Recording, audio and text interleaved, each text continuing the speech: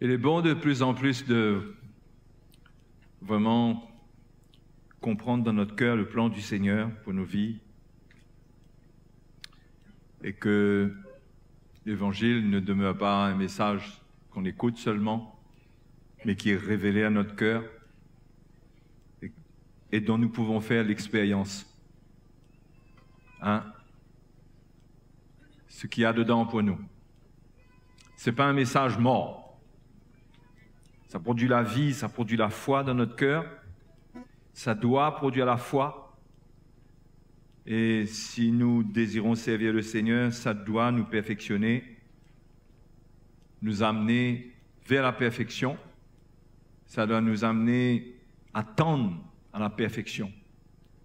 La perfection doit être montrée par l'Évangile, sinon on ne peut pas tendre à la perfection. Mais le Seigneur veut révéler cette perfection dans nos cœurs, il veut nous montrer qu'est-ce qui nous attend, qu'est-ce qu'il veut faire de nous. Nous savons que nous avons été appelés à porter l'image du Seigneur Jésus en nous, à être transformés de gloire en gloire à son image. C'est ça le dessein principal de Dieu. Et tous les autres plans sont secondaires. Tout est secondaire avec ça, après ça. Tout. Ce qui importe pour le Seigneur, c'est que Jésus soit formé en nous et que nous soyons transformés de gloire en gloire à son image. C'est pourquoi notre foi dans le Seigneur doit être inconditionnelle. Ne doit pas dépendre des circonstances, mais nous devons avoir une foi inconditionnelle. Quel que soit le chemin, quelles que soient les circonstances, le Seigneur a un plan pour nous, il nous conduit, et nous devons lui faire confiance. Amen. Notre précieux Seigneur Jésus, qui est glorifié, qui règne sur tout maintenant, et qui nous a appelés à posséder sa gloire. Nous tous. Nous sommes peut-être un peu fatigués dans notre corps, ou un peu malades, ou nous avons des épreuves. Mais Paul a dit que les souffrances du temps présent ne sauraient être comparées à la gloire à venir qui est réservée pour nous. Et toutes nos épreuves du temps présent, si nous nous identifions à la croix, cela contribue à davantage de gloire. Nous allons amasser une mesure de gloire. Il y a quelque chose, Dieu va nous récompenser. Alléluia. Et donc, j'espère que l'Évangile vous éclaire un peu, vous défie, vous encourage. Chacun de nous, quand on entend l'Évangile, ça nous fait des effets un peu différents. Et le Seigneur sait exactement qu'est-ce qu'il faut pour nous. Et en vous partageant concernant la loi de Christ, la loi parfaite de la liberté, le but, c'est vraiment d'entrer dans son plan, de nous soumettre à sa volonté. Il y a une nouvelle loi, c'est la loi de Christ. Nous ne sommes plus sous la loi de l'Ancien Testament. Nous sommes sous la loi de Christ. Mais sous la loi de Christ, c'est tellement bon d'être sous la loi de Christ. Parce que Jésus sait prendre soin de nous. Dans Matthieu chapitre 5, verset 17, comment le Seigneur dit qu'il n'est pas venu au verset 17 pour abolir la loi ou les prophètes. Il est venu non pour abolir, mais pour accomplir. À partir du verset 21, il a commencé à parler de choses qui ont été dites à ceux de l'Ancien Testament et comment il établit ses paroles, sa volonté, ce qu'il voit.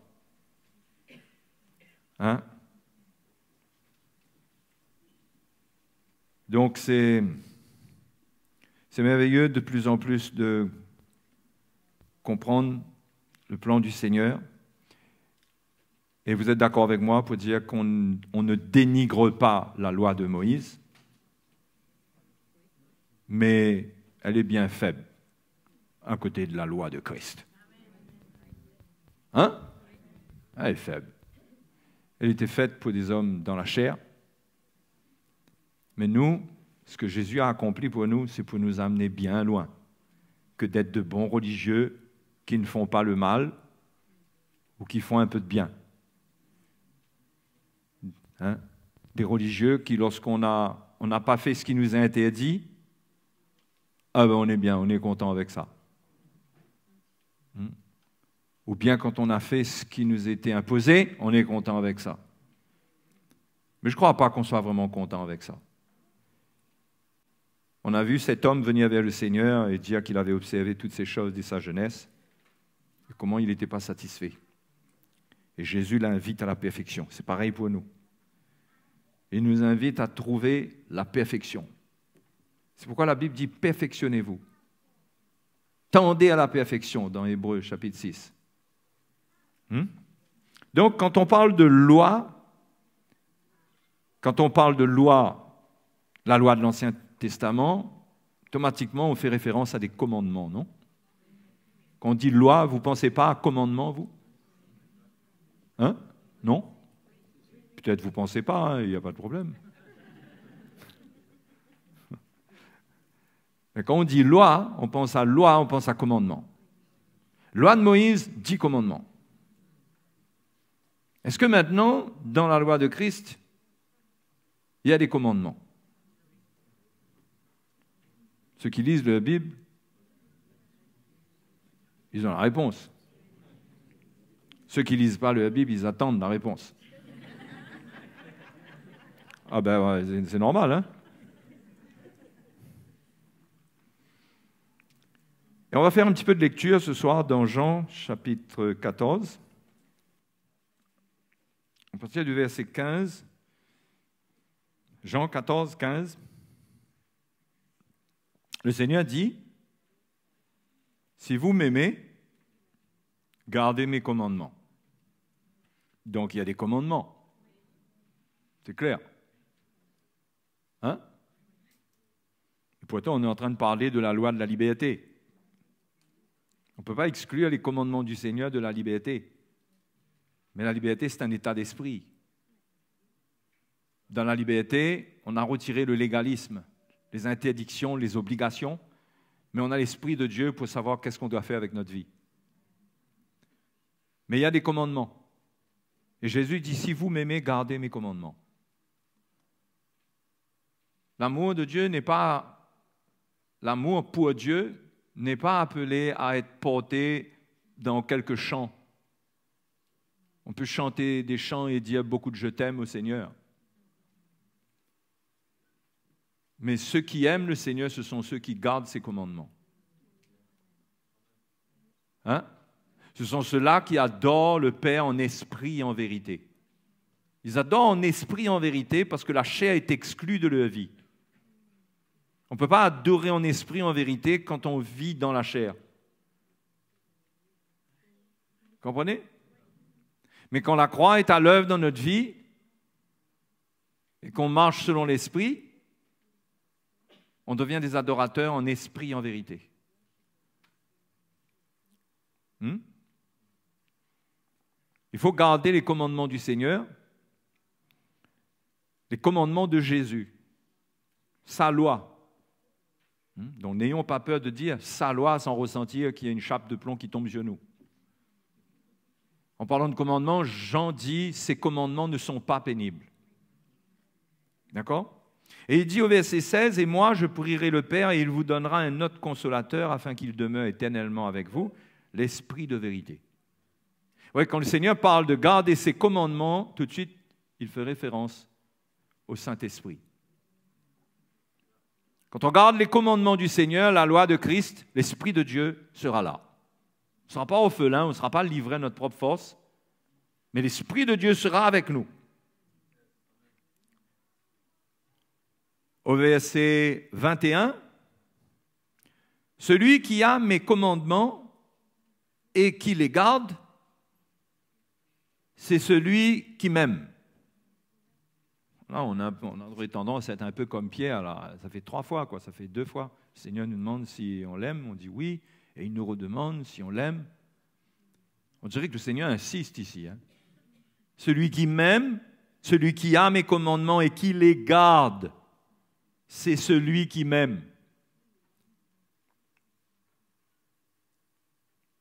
C'est tellement facile de déraper dans une expression émotionnelle. Dans l'adoration même, quand on adore le Seigneur, quand des vies ne sont pas données au Seigneur, quand on ne garde pas ses commandements et qu'on veut chanter, on veut adorer le Seigneur.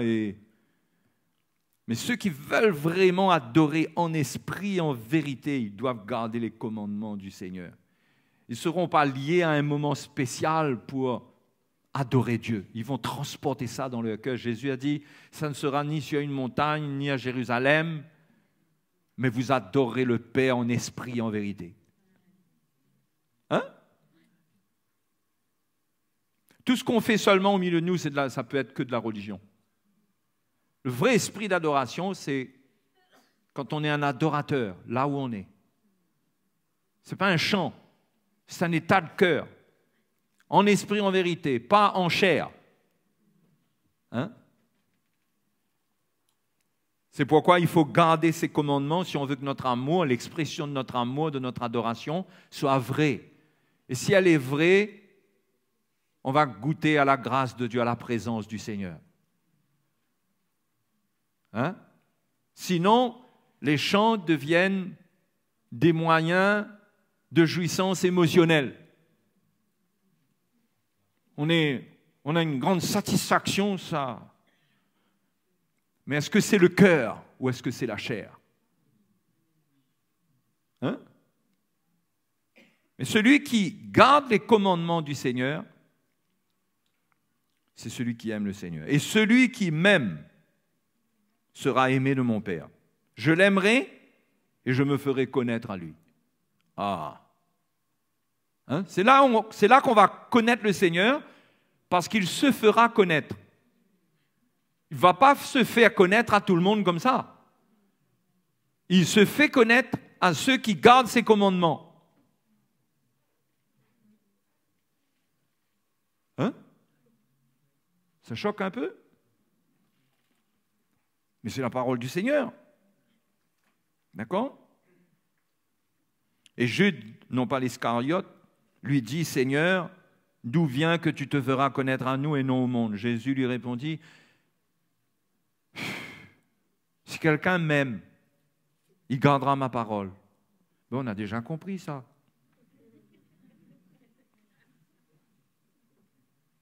Mais ça revient. Et mon Père l'aimera, nous viendrons à lui et nous ferons notre demeure chez lui. Celui qui ne m'aime pas ne garde point mes paroles. Et la parole que vous entendez n'est pas de moi, mais du Père qui m'a envoyé. Je vous ai dit ces choses pendant que je demeure avec vous, mais le Consolateur, voilà, le Consolateur revient avec l'histoire de garder la parole de Dieu, garder les commandements du Seigneur. Le Consolateur, l'Esprit Saint que le Père enverra en mon nom, vous enseignera toutes choses et vous rappellera tout ce que je vous ai dit. Quand on garde la parole du Seigneur, c'est-à-dire qu'on la met en pratique, au fur et à mesure, le Consolateur, l'Esprit de Dieu, l'Esprit de vérité nous accompagne et nous rappelle ce qui a été investi en nous. Il ramène cela à la vie. Hein?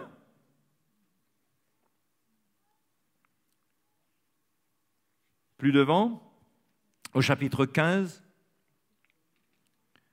au verset 7, « Si vous demeurez en moi et que mes paroles demeurent en vous,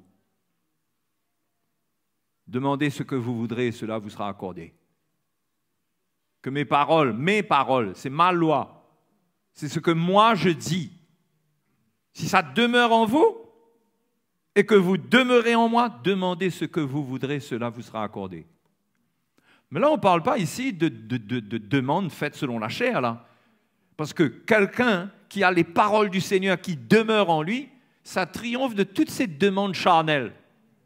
Et c'est sûr qu'il va demander selon la volonté du Seigneur. Donc ce qu'il va demander va lui être accordé. Si vous portez beaucoup de fruits, c'est ainsi que mon Père sera glorifié et que vous serez mes disciples. Comme le Père m'a aimé, je vous ai aussi aimé, demeurez dans mon amour. Si vous gardez mes commandements, vous demeurerez dans mon amour. De même que j'ai gardé les commandements de mon Père et que je demeure dans son amour.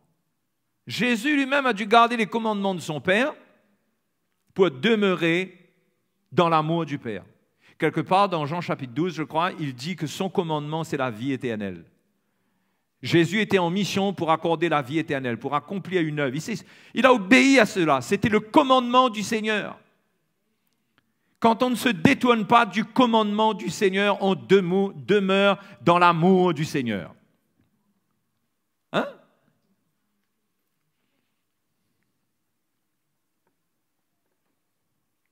Verset 12, c'est ici mon commandement. Là, il ne parle plus des commandements, mais il dit mon commandement. Aimez-vous les uns les autres comme je vous ai aimés. Il n'y a pas de plus grand amour que de donner sa vie pour ses amis. Vous êtes mes amis si vous faites ce que je vous commande. Hein? Verset 17, ce que je vous commande, c'est de vous aimer les uns les autres. Donc, vous êtes d'accord qu'on vient de constater que Jésus insiste sur les commandements. Qui dit commandement dit obéissance. Quand il y a des commandements, on obéit. Mais la loi de Christ, quand nous sommes libres, c'est une loi de liberté. Vous savez ce qui ne joue pas à notre avantage, je mets ça entre guillemets, c'est que parce que nous sommes libres et parce qu'il n'y a pas de condamnation, nous ne ressentons pas bien comme il faut l'effet de notre désobéissance. Qui a compris? Parce que si nous étions sous la loi, nous ressentirions cela. Mais nous pouvons être des chrétiens charnels où on n'obéit pas à la loi de Christ et on ne ressent même pas, on ne ressent rien. Au contraire, on peut dire Alléluia, je peux continuer comme ça. Mais pourtant, on peut être en train de désobéir au commandement du Seigneur.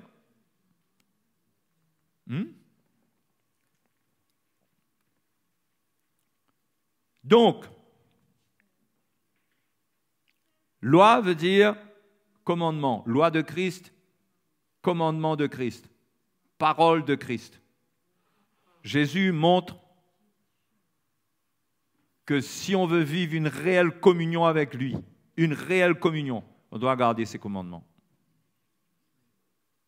Avec toutes les promesses qu'on vient de lire ici. Tout le monde est d'accord dessus? Bon. Maintenant, si on parle de commandement, on va lire dans 1 Jean chapitre 3.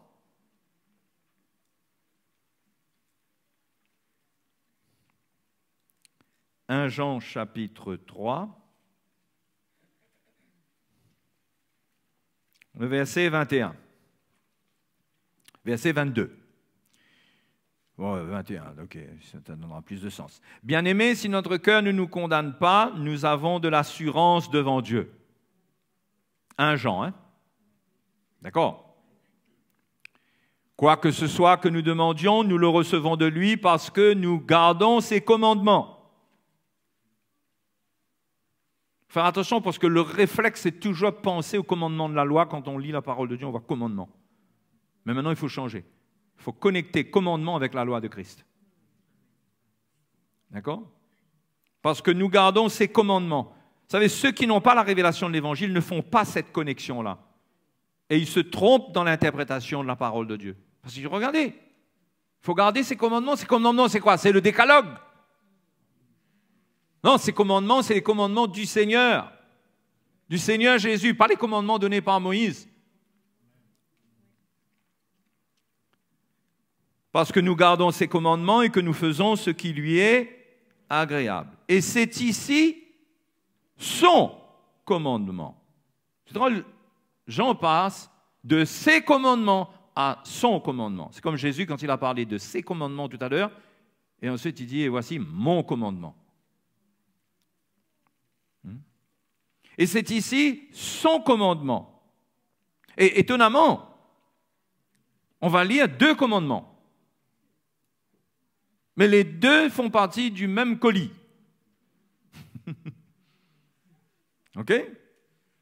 Son commandement, c'est quoi? Que nous croyons au nom de son Fils Jésus-Christ, numéro 1, et que nous nous aimions les uns les autres selon le commandement qu'il nous a donné. Tout le monde suit jusque-là? Donc finalement, le décalogue, du grec déca, c'est pas le café, c'est 10. 10 commandements. Devient un duologue. C'est pas vrai, parce que le mot duologue veut dire conversation entre deux personnes. Donc c'est trop tard pour prendre ce mot pour définir ce que je dis là, mais on aurait pu dire ça parce que duo en grec veut dire deux.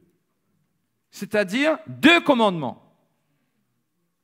Vous voyez, la Nouvelle Alliance simplifie tout. Pourquoi? Parce qu'il n'y a plus besoin d'expliquer autant. On a l'Esprit de Dieu. Non? Son commandement, c'est 2 choses qui sont simples.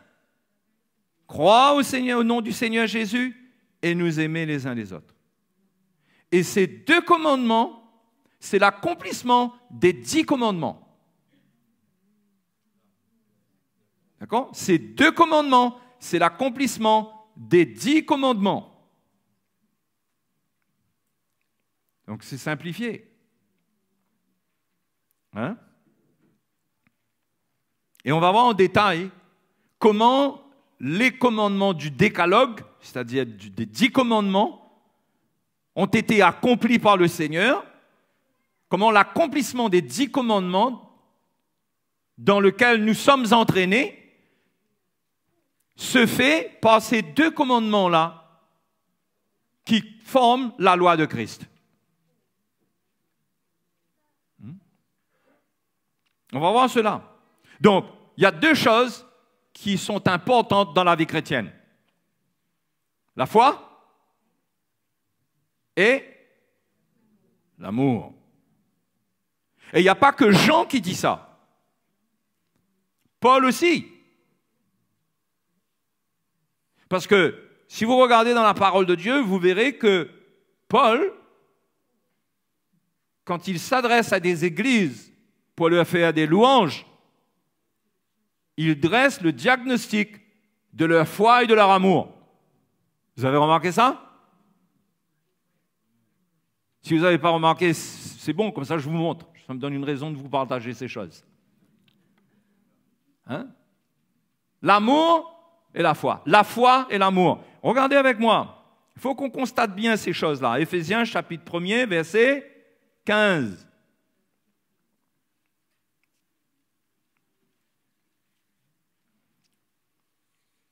C'est pourquoi, moi aussi, ayant entendu parler de votre foi au Seigneur Jésus, hein?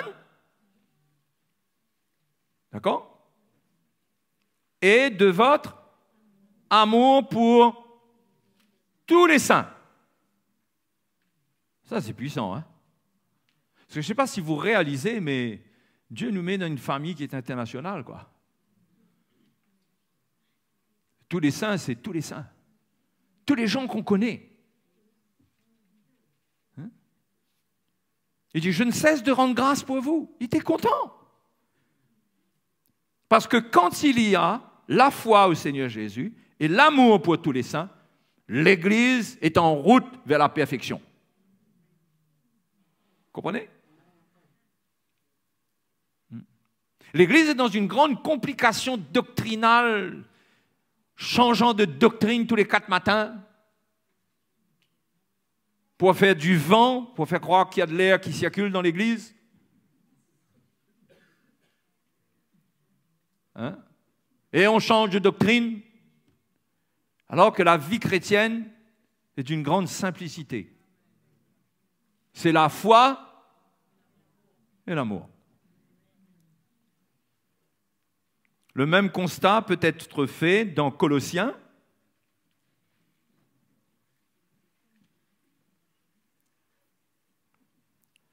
Au verset 3, Paul dit aux Colossiens, nous rendons grâce à Dieu.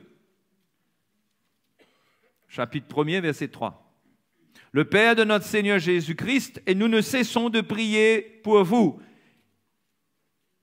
ayant été informés de votre foi en Jésus-Christ et de votre amour pour tous les saints.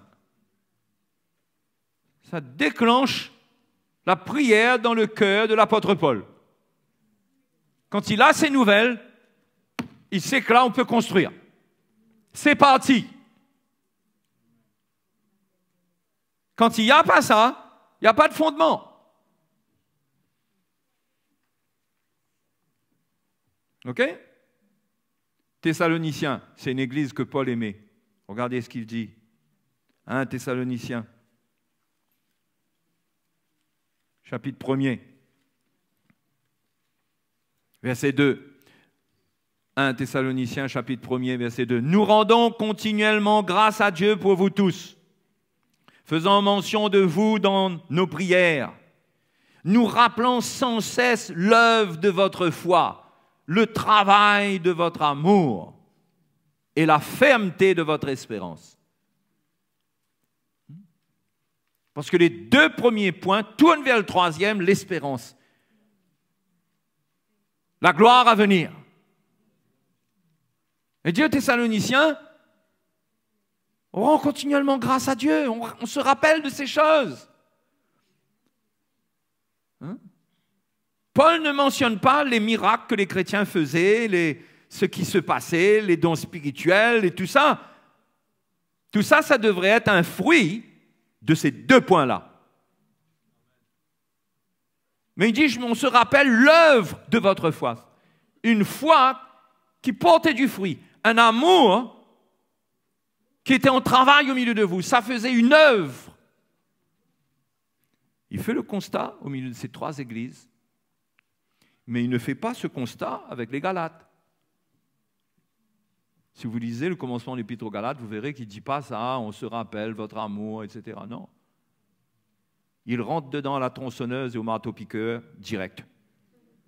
Parce qu'il s'était éloigné de la foi. Il n'avait plus ça. Pour les Corinthiens, pareil. Il ne va pas leur parler de leur foi et de leur amour. Au contraire, il va leur dire, vous avez des dons spirituels au milieu de vous, mais vous vivez dans le désordre. Mais si vous voulez des dons spirituels, prenez le chemin de la charité. Corinthiens, chapitre 13. Donc, il est indéniable que ce qui comptait pour l'apôtre Paul, c'était d'avoir la foi, la vraie foi dans l'Église et l'amour. Si ça, c'est pas là, c'est de la religion. On est en train de vivre des choses humaines. Il n'y a pas d'œuvre de Dieu. On est loin de la croix. On est loin de la croix s'il n'y a pas ça.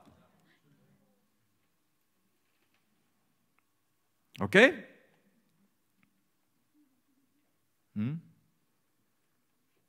Et dans 2 Corinthiens chapitre 11,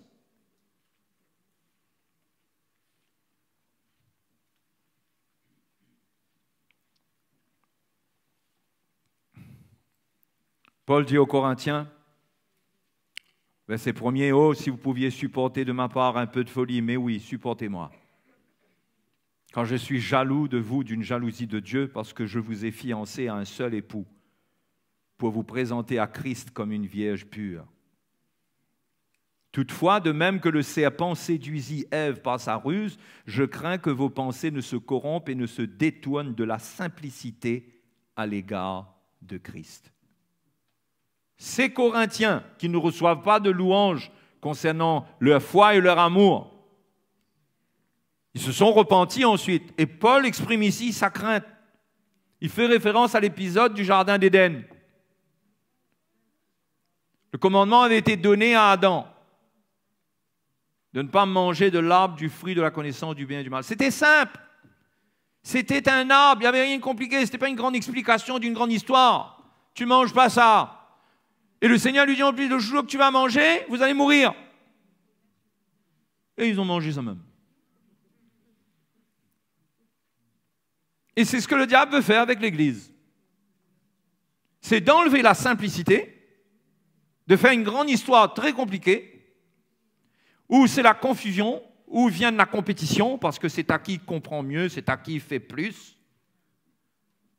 Fait de l'Église un grand bazar, où chacun annonce ses produits et ses prix. Alors que l'Église, la vie de l'Église, c'est une vie de simplicité à l'égard de Christ. Le Seigneur a fait toutes choses simples. C'est un grand brisement pour le grand intellectuel. Et l'homme, en général, aime compliquer les choses. La Bible dit que Dieu a fait toutes choses droites, mais l'homme a cherché des détours. Hein? C'est la parole de Dieu qui dit ça. Mais deux choses simples comme la foi et l'amour.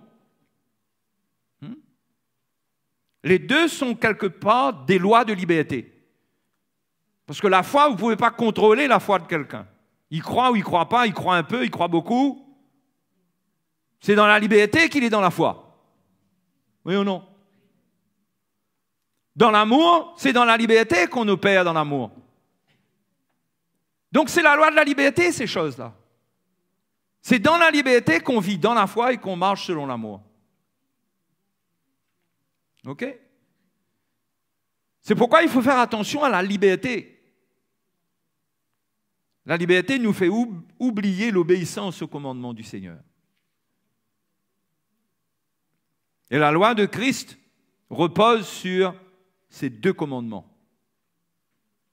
Et ces deux commandements résument les 10 commandements de l'Ancienne Alliance.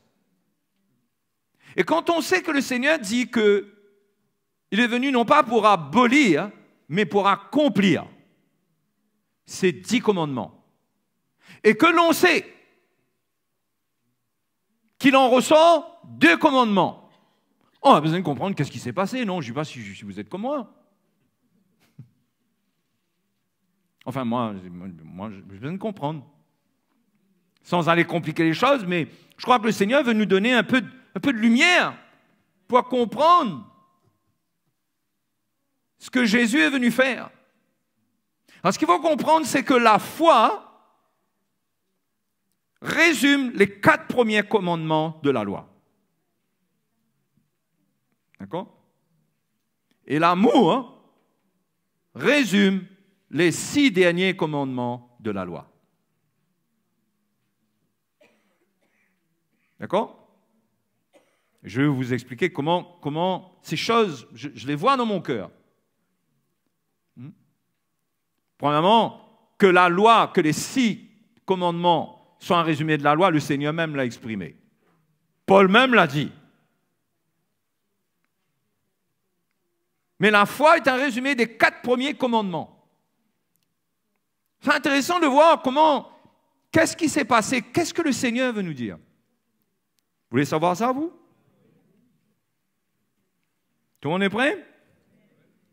Vous savez où trouver les 10 commandements? Ben allez-y, je n'ai pas besoin de vous dire où vous allez trouver ça. Non, allez, pour faire plus vite, je vais vous dire Exode chapitre 20.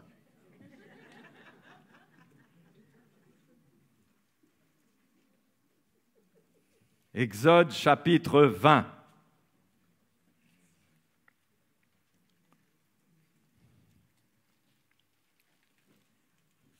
Alors Dieu prononça toutes ces paroles en disant, enfin, en un instant, pas... Tout le monde est d'accord.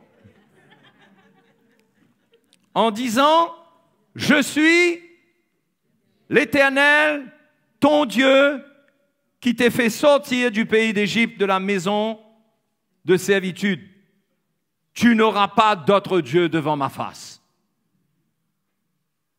Vous savez, s'il n'y a pas une obéissance à ce premier commandement, rien ne va suivre là. Tout le reste, il faut oublier. Tout dépend de ce premier commandement-là. Qui est Dieu pour nous? Combien de dieux on a dans notre vie? Et le Seigneur dit, tu n'auras pas d'autre Dieu. Israël revenait d'Égypte où il y avait plein de dieux. Le Seigneur a dit, tu n'auras pas d'autre Dieu devant ma face. Apparemment que le mot hébreu pour devant, ça ne veut pas dire seulement devant. Ça veut dire aussi, tu n'auras pas d'autre Dieu à côté de moi. Plus fort encore, tu n'auras pas d'autre Dieu contre moi. Vous comprenez?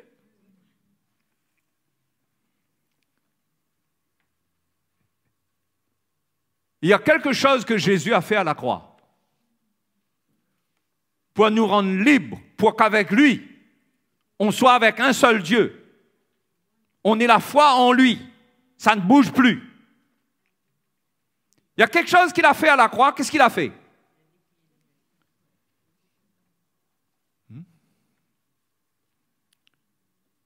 Je garde le suspense. Philippiens, chapitre 3. Il a détruit un Dieu qu'on ne réalise pas que c'est un Dieu. Philippiens chapitre 3, versets 18 à 19 nous donne une petite idée. Chapitre 3, verset 18, Philippiens, « Car il en est plusieurs qui marchent en ennemis de la croix de Christ. Je vous en ai souvent parlé et j'en parle maintenant encore en pleurant. » Qu'est-ce qui peut bien faire pleurer Paul? Que ce soit fort quand même.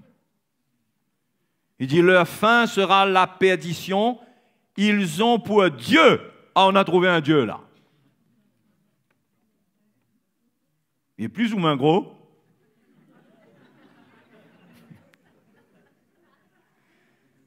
Ils ont pour Dieu leur ventre. Ils mettent leur gloire dans ce qui fait leur honte. Ils ne pensent qu'aux choses de la terre. Est-ce qu'il est en train de parler de ce ventre sur lequel germe un nombril, un beau nombril? Ou bien il est en train de parler de la chair de l'homme charnel, qui croit être capable, qui décide pour lui-même, qui prie Dieu, on prie Dieu, mais finalement il y a un autre Dieu qui décide, c'est mon ventre. Mon ventre, c'est ce que je ressens dans la chair, ce que je désire, ce que je veux. Ça inclut mes émotions, mes appétits et toute l'histoire de la chair. Et c'est ce Dieu-là que Jésus est allé vaincre à la croix. Parce que c'est un Dieu qui se tient contre Dieu. Ah oui! Ah oui! On a lu dans Romains chapitre 8. Vous voulez retourner dans Romains chapitre 8?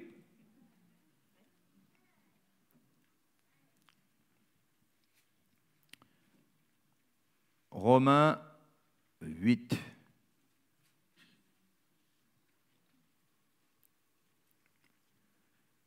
Verset 7. Car l'affection de la chair est inimitié contre Dieu. Tu n'auras pas d'autre Dieu contre moi. L'inimitié de la chair, l'affection de la chair est inimitié contre Dieu parce qu'elle ne se soumet pas à la loi de Dieu et qu'elle ne le peut même pas. La chair, c'est la partie de nous-mêmes qui veut faire son propre chemin et qui décide d'être Dieu elle-même. De penser comme elle veut penser, d'établir ses propres règles, ses propres lois. Et cette chair transgresse le premier commandement. Parce que sous l'Ancienne Alliance, quand on parle d'autres dieux, et tout à l'heure on parlera des idoles, on pense tout de suite à des choses qu'on voit, des choses naturelles. D'accord? Mais Jésus, quand il vient mourir à la croix, il vient vaincre des ennemis spirituels. Et parce qu'il vient vaincre des ennemis spirituels, la loi qu'il établit est une loi pour vivre avec l'esprit, pour vivre d'une manière spirituelle. Et nos vrais ennemis sont des ennemis spirituels. Notre chair, c'est un ennemi spirituel. Elle a une nature, elle a une manière de penser, une manière de voir. Hein? et elle est contre Dieu. Elle ne se soumet pas à la loi de Dieu. Donc, qu'est-ce que Jésus a fait? Jésus, à la croix, pour accomplir ce commandement pour nous, tu n'auras pas d'autre Dieu contre moi. Il a crucifié la chair qui est le Dieu, qui est contre l'Esprit de Dieu. Pour nous rendre libres. Hein? Pour nous rendre libres. En marchant selon l'Esprit. Parce que la Bible dit que l'Esprit, dans 2 Corinthiens 3, l'Esprit, c'est le Seigneur.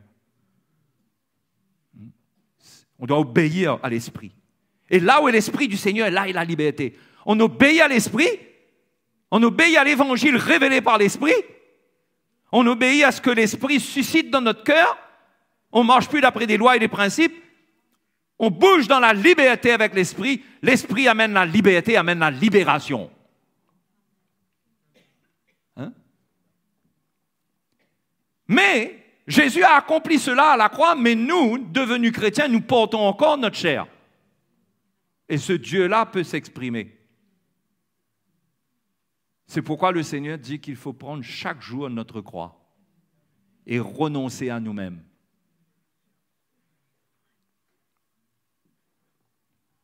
D'accord? Jésus lui-même, dans Philippiens chapitre 2, verset 8.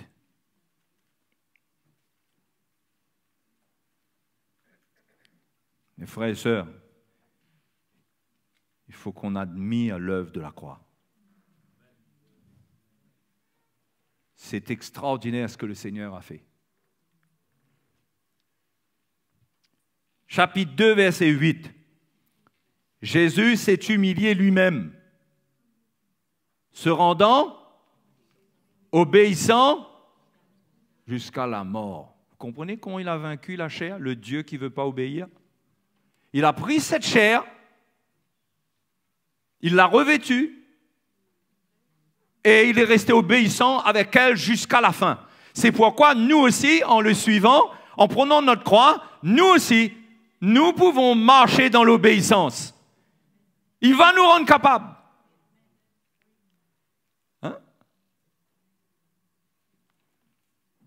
Parce qu'en marchant dans l'obéissance, en se soumettant totalement au Père, il a vaincu la chair qui est totalement désobéissante. Il a détruit ce faux Dieu qui se tient contre Dieu. Ce n'est pas que c'est un Dieu capable de faire des choses extraordinaires, quoique la Bible parle des œuvres de la chair, parle de la magie. Il y a des choses que la chair peut faire qui est étonnante. C'est quelque chose de puissant, la chair. Hein? Ça manipule, ça peut manipuler, ça peut pousser les gens à faire des choses, à dire des choses. Hein? C'est comme un Dieu qui travaille dans le secret, qui fait son truc, là. Mais le Seigneur est venu donner sa vie pour nous rendre libres de cela. Pour que le premier commandement s'accomplisse dans notre vie. Alléluia. Premièrement, la justice de la loi, du côté du jugement, de la condamnation, s'est accomplie. Puisque Jésus a pris la chair et il a souffert dans la chair. Il a porté la peine de nos iniquités. Donc nous ne sommes plus sous la condamnation puisqu'il a subi cette condamnation. Mais en plus, nous allons pouvoir vivre une vie de justice et de soumission à la loi de Christ pour servir Dieu. Amen. Ça vous intéresse? Le deuxième commandement, deuxième accomplissement. On retourne, où ça? Exode. Exode 20. Le verset 4 dit, « Tu ne te feras point d'image taillée, ni de représentation quelconque des choses qui sont en haut dans les cieux, qui sont en bas sur la terre, qui sont dans les eaux plus bas que la terre. Tu ne te prosterneras point devant elles et tu ne les serviras point, car moi, l'Éternel, ton Dieu, je suis un Dieu jaloux qui punit l'iniquité des pères sur les enfants jusqu'à la 3e et la 4e génération de ceux qui me haïssent et qui fait miséricorde jusqu'à 1000 générations à ceux qui m'aiment et qui gardent mes commandements. Hein? Deuxième ennemi que le Seigneur a vaincu et a détruit, ce sont les idoles. Et quand on prend notre croix, on suit le Seigneur, toute forme d'idolâtrie sera brisée sur notre vie. On va devenir libre de toute forme d'esclavage. Il y a des choses qui nous tiennent captifs, mais le Seigneur va faire une œuvre, on va devenir libre. Mais il faut prendre notre croix et le suivre. Bien sûr, dès le départ, il y a une grande libération de ces choses-là. On ne vit pas dans l'idolâtrie. Mais tous les liens, toutes les petites choses qui peuvent rester, le Seigneur va nous rendre libres. Mais le Seigneur avertit, Paul avertit, par exemple, il ne parle pas d'idoles qu'on voit avec nos yeux naturels, il parle d'idoles cachées dans le cœur. Dans Colossiens, au chapitre 3, je crois, au verset 5, regardez un coup, vous allez voir.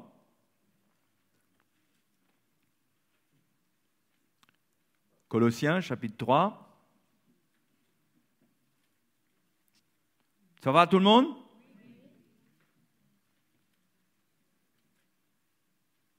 On partage des choses simples, hein? Vous ne trouvez pas ça simple? Vous avez le droit de ne pas trouver simple, hein? Moi, je mange ça pratiquement tous les jours de ma vie, ces trucs-là. J'aime la parole de Dieu.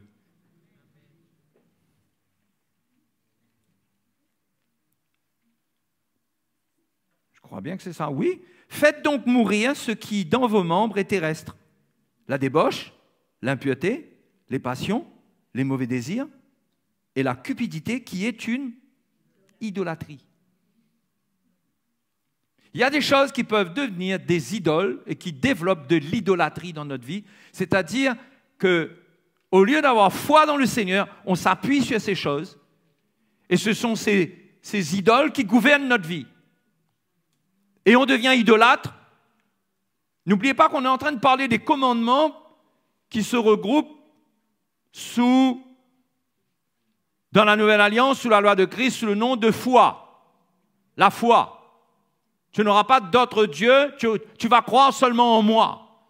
Jésus nous rend libres pour que nous apprenions à avoir foi en lui, à lui faire confiance totalement, mais pas d'autre Dieu. C'est pourquoi il a crucifié la chair, il nous appelle à marcher selon l'esprit, et maintenant Paul parle, il donne des exemples d'idoles et d'idolâtrie. C'est que la cupidité, l'attachement aux biens matériels, l'amour de l'argent. Hein? Un chrétien ne peut pas dépendre de ces choses-là. C'est de l'idolâtrie. Quand notre foi est dans ces choses pour vivre, Paul dit c'est de l'idolâtrie parce qu'on va désirer en posséder un maximum pour soi-disant avoir une sécurité, mais Dieu est un Dieu jaloux. Dieu veut être notre sécurité.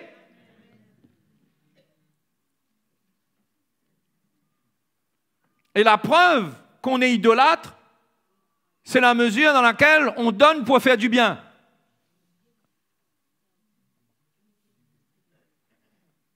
Si vous voulez mesurer l'idolâtrie dans votre vie, s'il y en a, vous savez comment on lit cela? Pas besoin de faire une grande analyse médicale, hein? On regarde une fiche, ça s'appelle budget.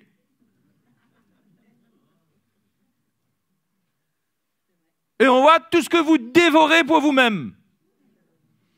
Tout ce qui est orienté vers votre ventre.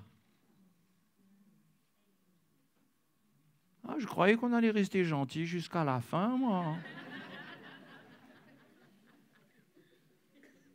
Ah non, mon frère, ma soeur. On va rester gentil, mais avec la vérité. Ils ont pour Dieu le ventre. Ils ont des idoles. Ils vivent pour eux. Et quand on fait le bilan, pas sanguin, bien que ça soit sanguin parce que ça ne rapporte pas.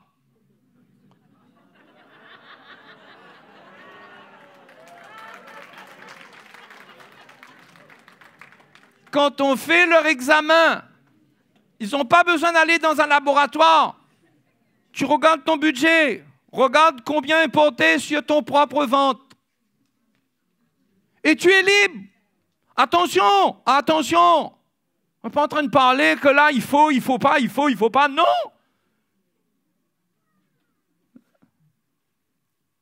Mais si Dieu est ton Dieu, il compte sur toi pour faire du bien. Parce que lui, il est au ciel. Il n'a pas établi l'amour pour rien. Hein? L'amour est sur la terre parce que lui est au ciel. Nous sommes le cœur de Dieu sur cette terre. Il y a des miracles que Dieu fait lui-même du ciel. Il fait des miracles. Mais il y a des miracles qui sont donnés à l'amour. Hein? Comme Jacques dit, si tu vois quelqu'un qui a faim ou qui a froid, tu ne dis pas, allez, va, chauffe-toi.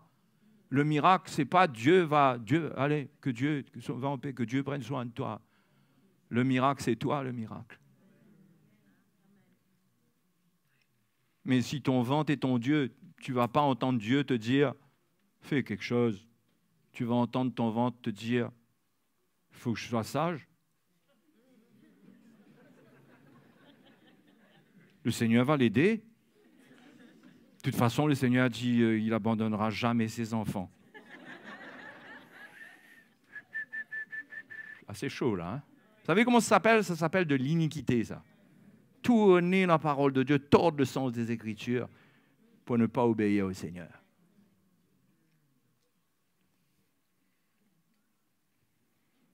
Ah, on est parti pour avoir mal à notre chair, là.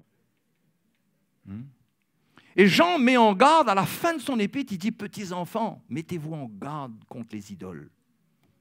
Il n'est pas en train de dire aux chrétiens, attention, quand vous passez dans la rue, vous voyez une idole, mettez-vous en garde. Il veut dire, faites attention à ce qui va prendre votre cœur, ce qui va détourner vos yeux, vos regards, ce qui va prendre votre vie, ce qui va venir décider pour vous, ce qui va venir établir un trône en vous et remplacer Dieu. Mettez-vous en garde.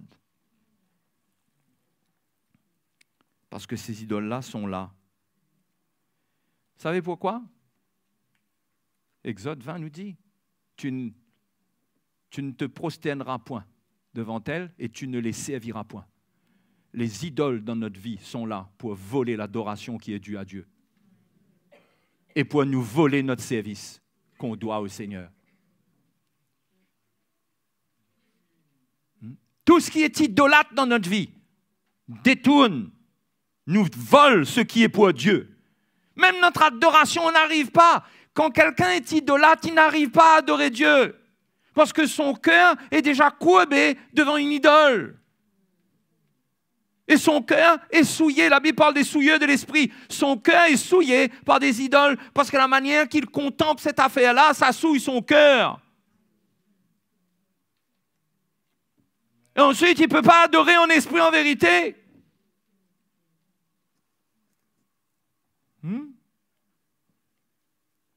Et ça nous vole notre service. Ça nous vole notre vie. Les idoles, les choses auxquelles nous nous attachons, les passions, l'argent, la musique. Il y a de la musique qui vole les émotions des jeunes gens, qui leur vole leur cœur dans leur cœur, ce que Dieu veut leur faire vivre. Dieu, ils se font voler cela parce qu'ils donnent leur âme à des choses pour jouir de certaines choses qu'ils contemplent. Et ça dévore leurs émotions, ça mange leur intérieur, si je puis dire. C'est destructif. Après, on dit, c'est que de la musique. C'est dangereux. Parce que ça te gouverne sans que tu réalises. Ça te reprogramme. Il y a plein d'idoles qui peuvent être dans notre vie, notre carrière. Hein? Il n'y a rien de mal d'avoir une belle carrière. Hein? Vouloir avoir une belle carrière, bien finir sa carrière. Mais attention que la carrière devient le truc qui nous empêche de servir le Seigneur. Ah, il faut assurer la carrière. Déjà, on commence à être un peu déçus parce que la retraite même, on ne sait pas si on l'aura. On se pose bien des questions. Qu'est-ce qu'on a assuré sur Terre? Donc, il n'y a pas de mal d'avoir un beau métier, etc., etc. Mais on ne peut pas avoir quelque chose qui nous détourne de Dieu et qui nous empêche de servir Dieu. Mais pourtant, il faut travailler. Où est la solution? C'est que notre cœur soit purifié de l'idolâtrie et que tout soit remis au Seigneur. Chaque chose doit être remise à sa place. C'est pour la gloire de Dieu. Travail, belle carrière, beau salaire, mais ça c'est pour qui? Alléluia, j'ai été augmenté. Et il n'y a personne pour lui dire non, tu as été diminué. Si tu as été augmenté, est-ce que ça va être l'occasion pour toi de grandir un peu plus dans l'esprit? Ou bien le fait que tu as augmenté, ça va te diminuer parce que tu donneras moins en proportion de ce que tu as maintenant? Enfin, je ne sais pas si vous arrivez à faire des mathématiques avec ce que je viens de faire là.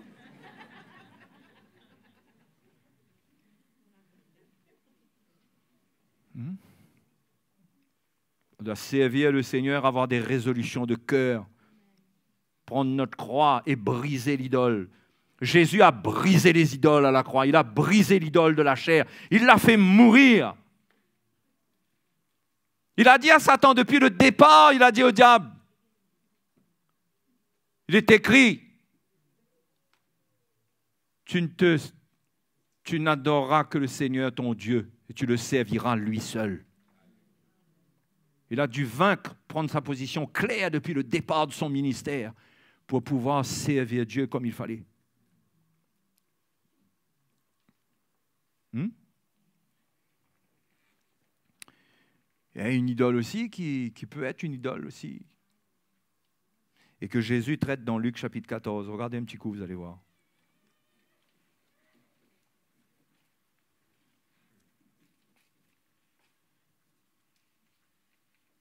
Luc 14, 26.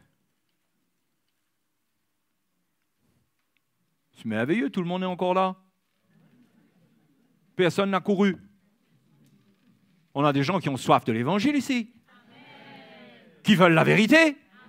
Qui ont des combats quelque part, oui. Peut-être vous entendez l'évangile, ça vous chatouille comme si il y a un fil électrique qui vous touche un peu. Mais vous êtes là, prêts à vous humilier.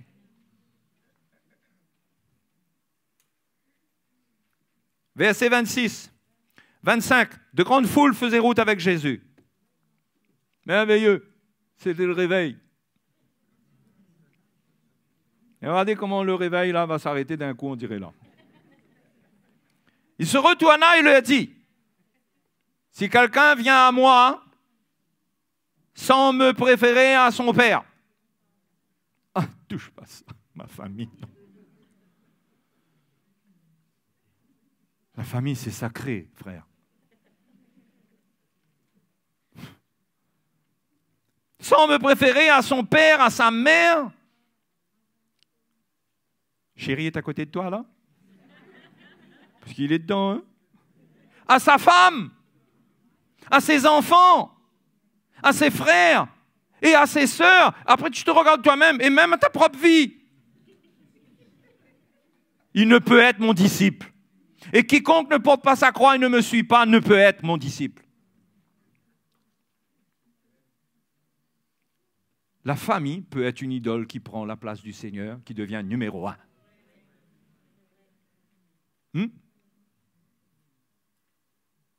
Il faut bien comprendre ce que le Seigneur veut faire avec nos familles, des familles pour lui. Il faut bien comprendre que Dieu veut qu'on instruise nos enfants pour que nos enfants le servent lui. On prend soin de la famille, on prend soin de nos enfants, on s'assure qu'ils auront une belle carrière. Hein, mon coco? Ça va les maths? Le français, c'est bon? Faut que tu apprennes bien? Papa compte sur toi? Parfois, le papa, il est en train de compter que son enfant est suffisamment un jour pour prendre soin de lui.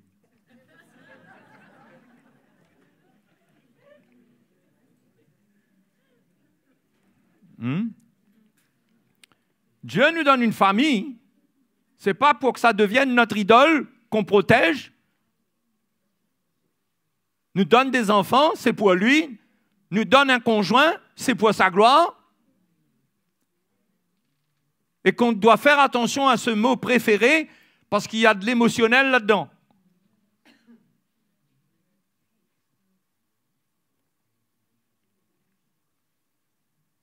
Ça peut développer de l'idolâtrie, ça. Quand on n'arrive plus à parler dans la vérité, se parler dans la vérité dans la famille, on est en train de construire quoi? Un petit royaume avec plusieurs dieux. Chacun apprend à bien décider pour lui-même.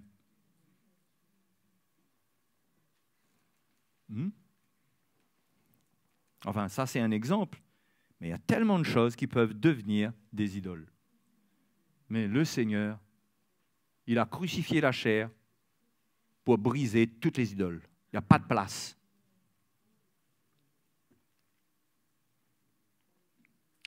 Ensuite, il y a un problème. Et on va voir le problème. C'est le psaume 115 qui nous dit c'est quoi le problème.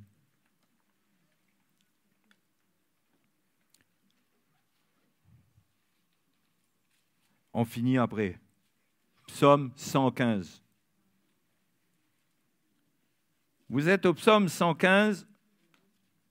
Rendez-vous à la porte numéro 8 du psaume 115. Verset 4. Leurs idoles sont de l'argent et de l'or. Elles sont l'ouvrage de la main des hommes. Elles ont une bouche et ne parlent point. Elles ont des yeux et ne voient point. Elles ont des oreilles et n'entendent point. Elles ont un nez et ne sentent point. Elles ont des mains et ne touchent point. Des pieds et ne marchent point. Elles ne produisent aucun son dans leur gosier. C'est le verset 8 qui est grave. Il leur ressemble ce qui les fabrique. Quand quelqu'un vit dans l'idolâtrie, il meurt. Il a une bouche, il n'arrive pas à prier.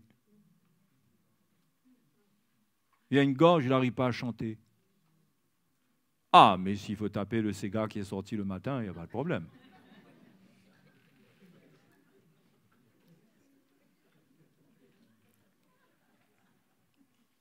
Oh, s'il faut téléphoner au frère pour lui raconter un peu qu'est-ce que le pasteur ou je ne sais pas trop qui est venu dire, il aura de la voix. L'idolâtrie est terrible. Ça nous rend morts. Et ça nous fait vivre que pour la chair et on arrive à exprimer que des choses charnelles. Quand il s'agit d'exprimer quelque chose qui est spirituel, qui est bon, on n'arrive pas.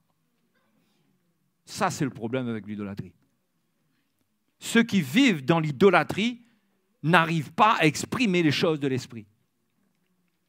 Et ce n'est pas de la timidité. Il ne faut pas confondre ça avec la timidité. Il y a des gens qui sont timides, mais qui ne sont pas idolâtres. Mais eux, même qui sont timides, du fait qu'ils ne sont pas idolâtres, l'Esprit de Dieu saisit leur cœur, ils arrivent à dire des choses, à faire des choses. Si vous êtes timide et idolâtre, alors là, double mort. Mais il leur ressemble. Et voyez, l'idolâtrie, ça fait un travail contraire au ministère de l'Esprit dans notre vie, parce que nous sommes appelés à être transformés de gloire en gloire à l'image de Jésus.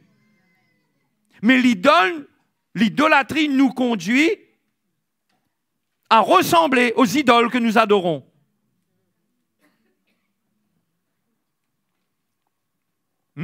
Ça se voit très fortement chez les jeunes. Quand ils ont une idole, un chanteur qui chante comme ça,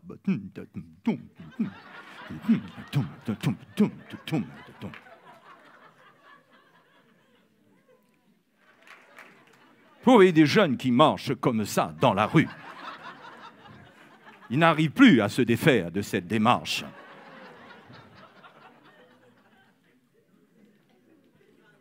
Hein? Est-ce que si Jésus vivait maintenant, il marcherait comme cela?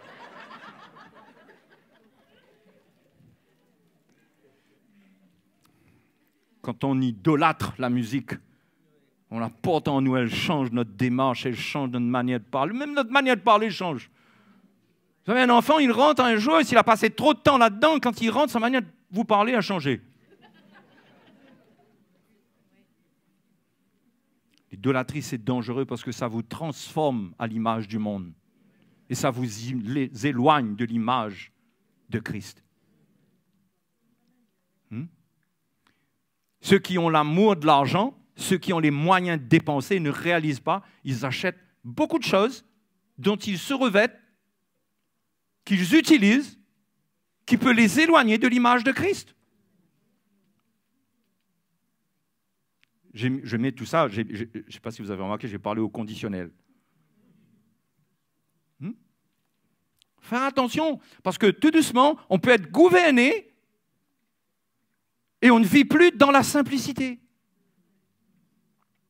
Hein? On doit garder la simplicité de la vie. Ceux qui ont la foi dans le Seigneur, ils gardent la simplicité de la vie. Mais les idoles changent la donne. Et tout d'un coup, au lieu que quelqu'un il est transformé à l'image de Christ, il y a une grâce sur sa vie, il y a quelque chose, il respire quelque chose de bon de la part du Seigneur. On ressent l'esprit du monde. Et sous couvert de liberté, les idoles s'installent dans notre vie.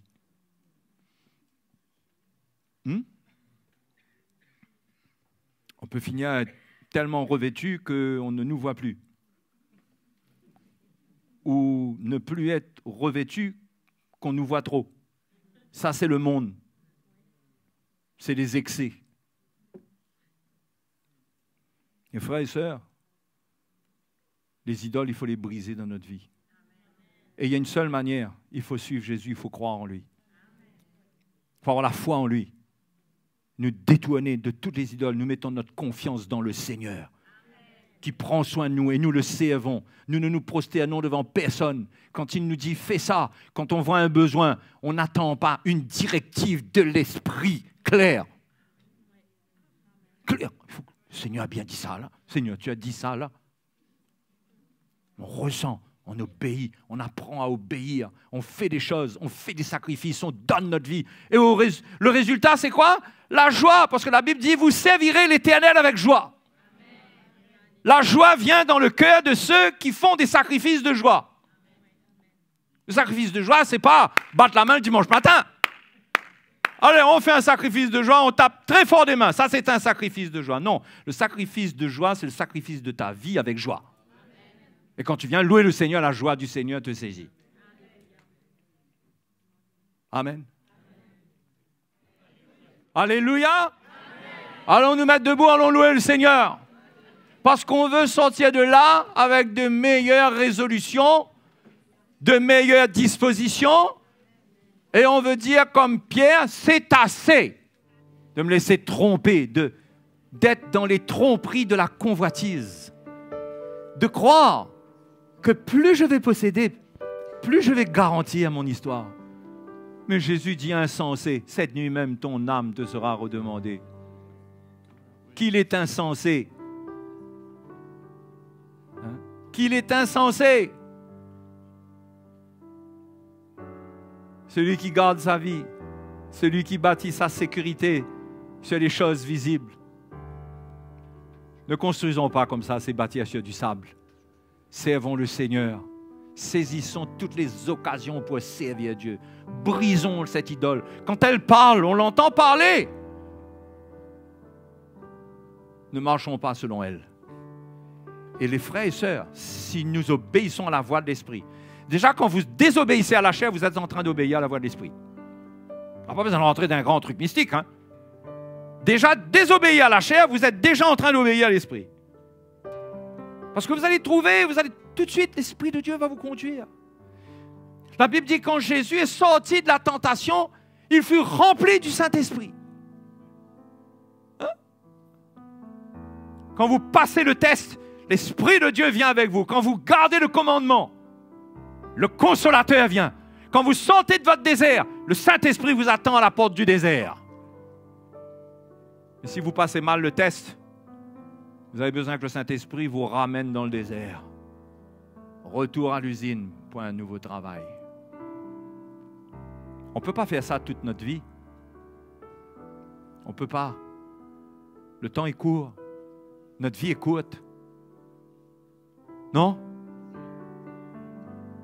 Nos enfants, peut-être qu'ils ont 1 an, 2 ans aujourd'hui. Mais on ne peut pas attendre parce qu'eux, ils n'attendent pas, ils grandissent. Nous, on attend, le monde n'attend pas. Le monde va investir. Le monde va faire des choses. Le diable va faire des choses. Va les mettre en contact. Va essayer de trouver un moyen. Si vous n'êtes pas vigilant et que vous vous réveillez dans 5 ans, vous risquez de faire face à des dommages irréparables. Il est temps de se réveiller maintenant. C'est assez de se faire béanner et de mettre notre espérance dans de faux dieux, de vivre dans l'idolâtrie. Nous croyons en Jésus-Christ crucifié. Alléluia. Nous croyons en lui. Alléluia.